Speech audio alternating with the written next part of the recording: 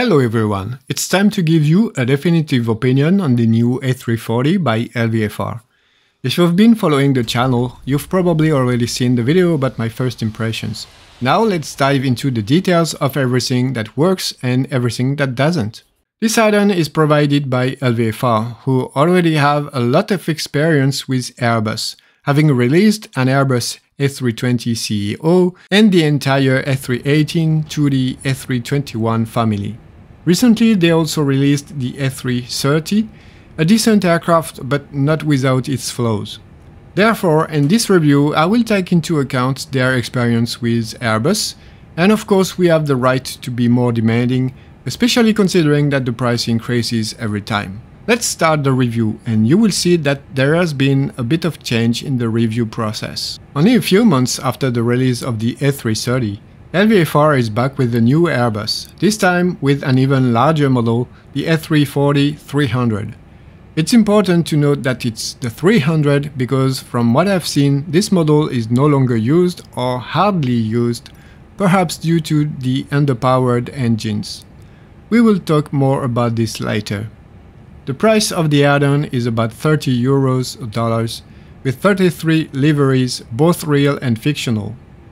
It is not clearly stated in the description, but this aircraft is not intended to be a study-level reproduction of the A340, but rather a compromise between the most basic level and a medium level of difficulty, or let's say medium easy.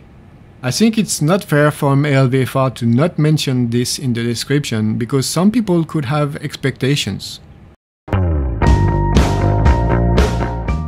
I think the cockpit is the best part of the plane, and I'm not sure if that's really a compliment or not. The rendering is clean. In terms of fidelity to the real aircraft, I cannot say. I will leave this to the experts to discuss in the comments. Apart from that, the textures are okay. Overall, the cockpit makes a good impression.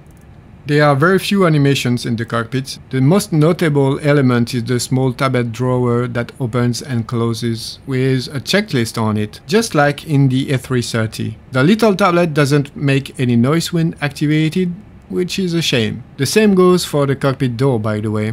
Like in the A330, we have sun visors with fingerprints all over them, which makes no sense at all and looks disgusting. Explain me why. The EFB is also the same as on the A330, as are many other details. Honestly, no efforts have been made for LVFR's loyal customers. It's a copy-paste. As for the cabin, as I showed in the first impression video, it's really badly done. There are gaps in the doors, there are huge errors in the 3D geometry. After all this time doing Airbus planes, all I can say is it's terrible. I don't even see the point of offering such an ugly cabin. In this case, it's better to just offer Windows views like the default aircraft in Microsoft Flight Simulator 2020. Unfortunately, the exterior doesn't redeem much. The landing gear is ugly, the cockpit windows are very poorly detailed, and the worst detail for me are the landing lights. Here the developer didn't bother, he just put a piece of metal and left it like that. Some elements like some decals are well done and the landing gear animation is nice, but overall LVFR does not do justice to this Airbus. The whole thing is just average in my opinion.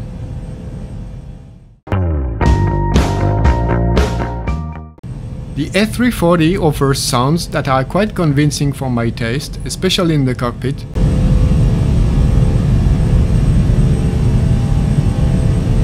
The sounds are dynamic and change depending on your position in the aircraft. We would like to have more things like enhancement. For a commercial aircraft it seems just right. In multiplayer the sound is sometimes buggy with a strange effect. It's not very annoying for this type of plane. We are not going to do aerobatics with it, so it's okay. And overall, the sound chapter is okay for me, but there is room for improvement. This LVFR A340 is not intending to offer a very advanced system, I repeat. Personally, I don't mind this at all, and I think it's good that simmers have a choice on the market. Not everyone wants to spend 15 minutes configuring and entering their flight plan point by point and all the settings of the plane. On that level, LVFR does a good job. The integration of SimBrief is fast and effective. As you can see at the beginning of the video, it's all synchronized with the aircraft system in only 3 clicks. So, as you have understood, this plane is not for hardcore simmers. Let's talk about the autopilot because it's an essential element in a commercial aircraft. It's sometimes a bit weird. If you start to touch the setting a little too much, it becomes a disaster. Just by changing my climb rate a little bit, the plane started to yo-yo for 30 minutes. It was extremely annoying. And it doesn't happen every time, so it's a bit weird. During the flight here, as you can see, I didn't touch anything during the climb and cruise phases, and everything went perfectly. Unfortunately, as you will see later in the video, I came back to check the flight and I had the unpleasant surprise of seeing that the engines were off and the plane descending at 15,000 feet. Is it a fuel management issue? I don't know, but it's a little embarrassing and frustrating after a 6-hour flight.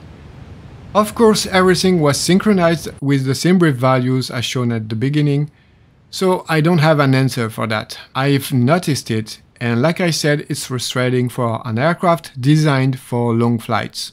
Let's talk about the climb rate. Yes, the A340 is an aircraft that climbs very slowly. I can't tell you if the ratio is perfect with the real one, but you shouldn't be in a hurry. I hope a YouTuber pilot will offer a complete video on the aircraft. It will be interesting to have a specialist opinion on the matter. The feeling of the plane is good, whether on takeoff or landing. It feels heavy, and I didn't have any problems at all and everything responded perfectly. I should mention that I've been flying with a Symbol Xbox controller for some time now because I'm a bit short on space right now, but I'll post a video tomorrow about how I set up my Thrustmaster air backpack with this plane. So what can we say about this new A340 by LVFR? First of all, it's worth mentioning that it's getting a very good rating on the marketplace, and good for it. But I have the feeling that simmers have become less demanding. Considering the lack of finish and details, I cannot say I'm satisfied. The graphics and animations are poor, but I understand that this gives a significant advantage on Xbox since it's a very lightweight add-on.